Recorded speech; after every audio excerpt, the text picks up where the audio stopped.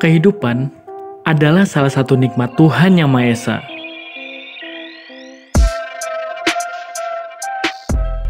Jadi, janganlah kalian ragu dengan apa yang kalian kerjakan saat ini.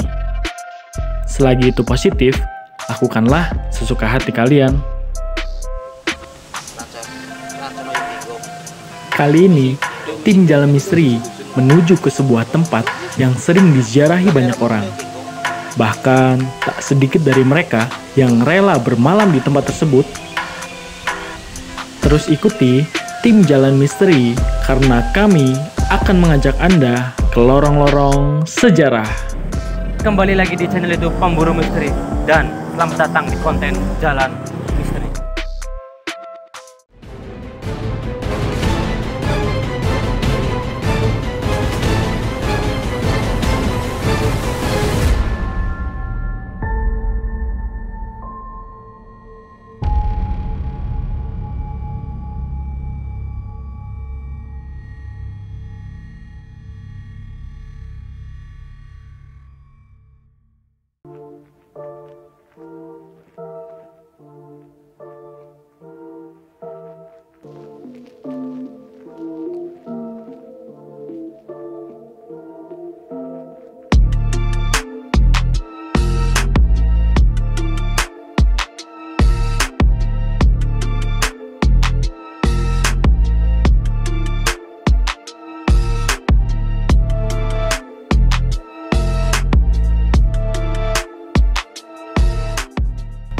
Kali ini kita sedang berada di Desa Puncak Manik, Dusun Ponjean, Kecamatan Majenang. Di sini ada petilasan yang berhubungan dengan Semar.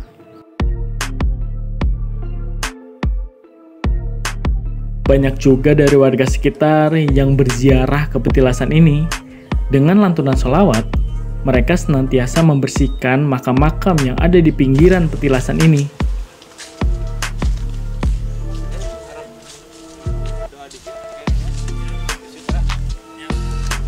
Petilasan ini ada di Desa Puncak Manik, Kabupaten Cilacap.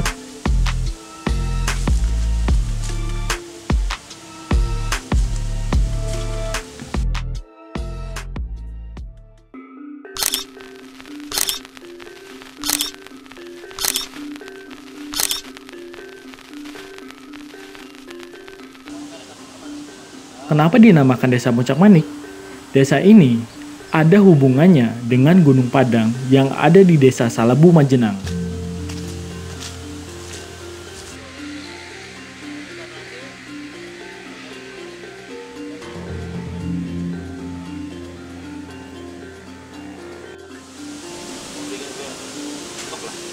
Asal kata Puncak Manik itu berasal dari puncak yang artinya pucuk dan manik yang artinya manik-manik.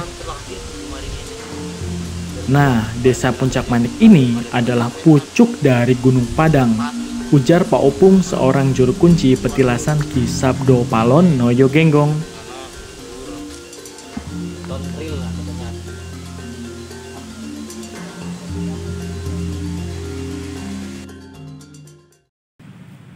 Oke, assalamualaikum warahmatullahi wabarakatuh.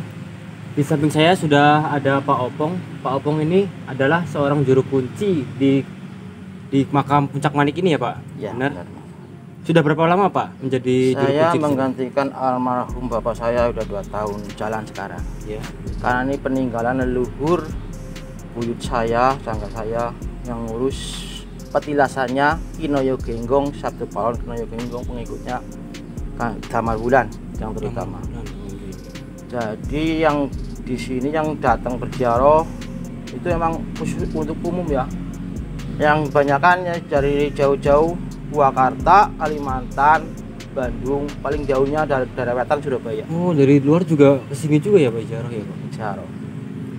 Di sini insya Allah hatinya jujur, niatnya jujur, buat pangkat, sandang pangan, atau kerjaan insya Allah langgeng. Buat usaha, yang terutama buat usaha. Tapi ada ritualnya tersendiri tuh Pak ya? Jadi atau langsung ziarah doang gitu? Ritualnya kita satu mintanya sama Gusti Allah. Cuman ini berlantaran karena ini petilasannya Kinoyo Genggong, Sabdo Palon Kinoyo Genggong terutama.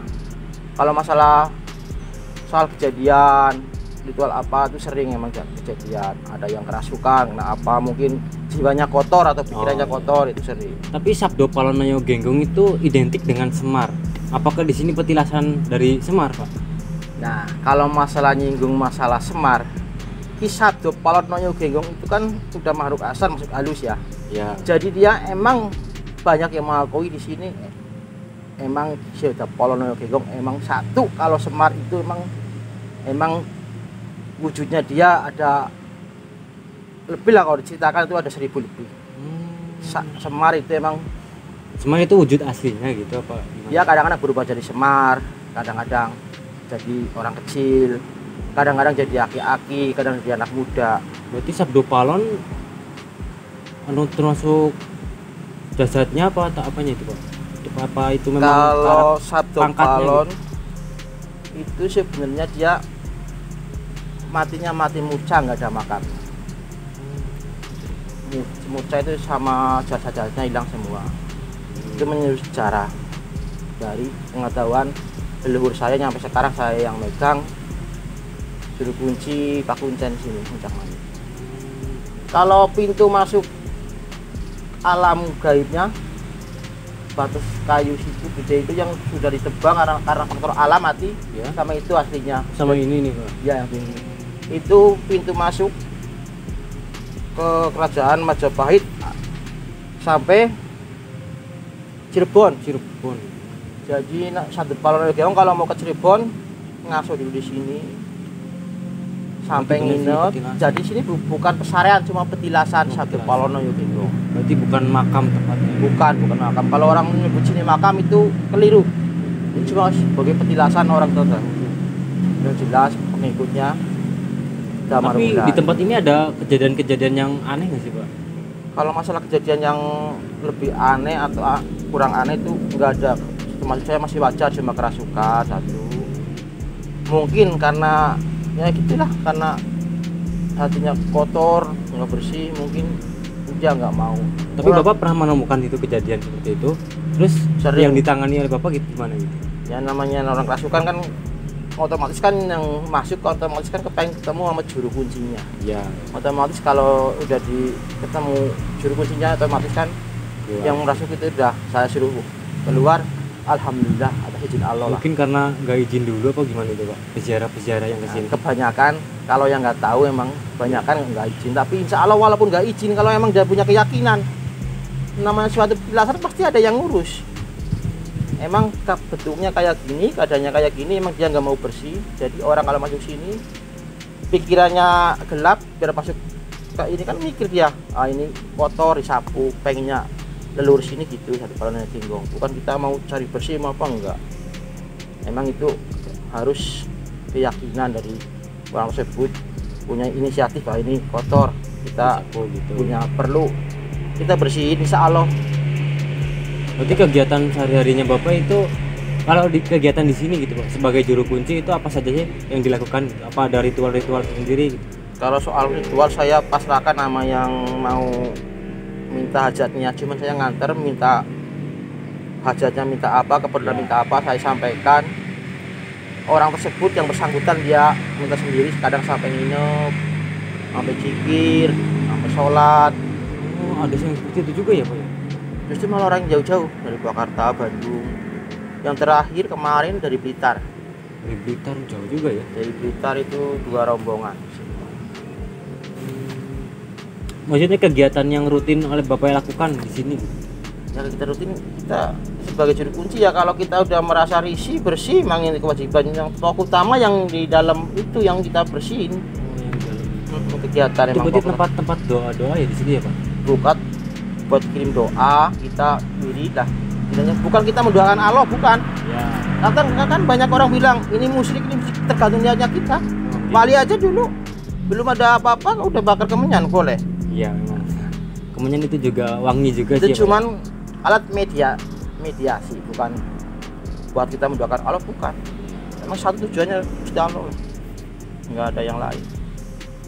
Jadi di samping ini kita ada ruangan. Oh ini buat apa ini, Pak? Kalau bangunan ini ya dulu ini ada orang sukarelawan.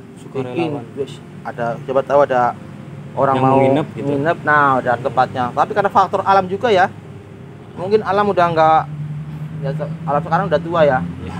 jadi ya kena apa Ya. ini runtuh. Di sini. Tapi kalau diperbaiki lagi bagus lah. Insya Allah kalau ada orang yang niatnya baik, rezeki hatinya insya Allah.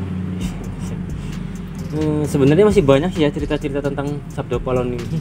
Tapi mungkin karena kita dibatasi waktu, mungkin kita sudahi dulu lah. Mungkin terima kasih Bapak atas informasinya. Semoga bermanfaat bagi kita semua. Mohon maaf jika ada tutur kata yang kurang mengenakan. Sekian, terima kasih. Wassalamualaikum warahmatullahi wabarakatuh. Waalaikumsalam warahmatullahi wabarakatuh.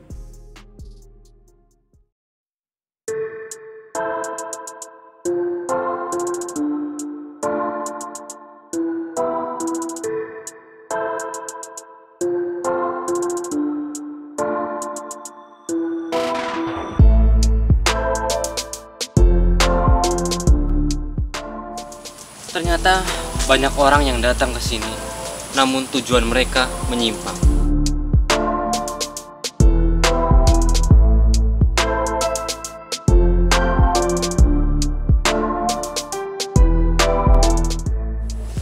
Bisa kita lihat di sini. Di sini ada kelapa yang sudah busuk. Kemungkinan ini bekas ritual mereka.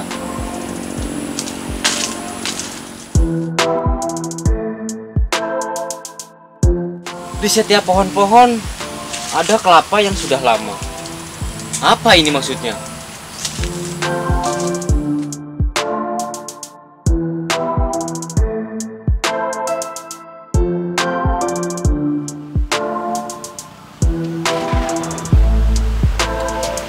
Ini adalah rumah masa depan kita.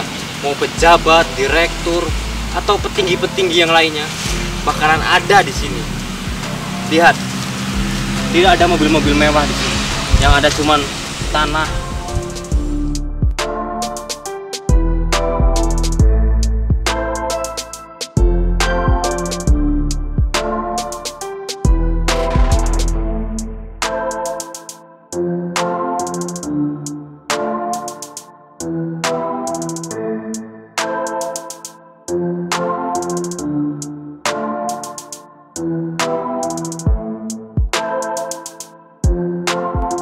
Iman itu dipercayai dalam hati, diucapkan dalam lisan, dan diamalkan dengan perbuatan. Hadis riwayat Ibnu Majah.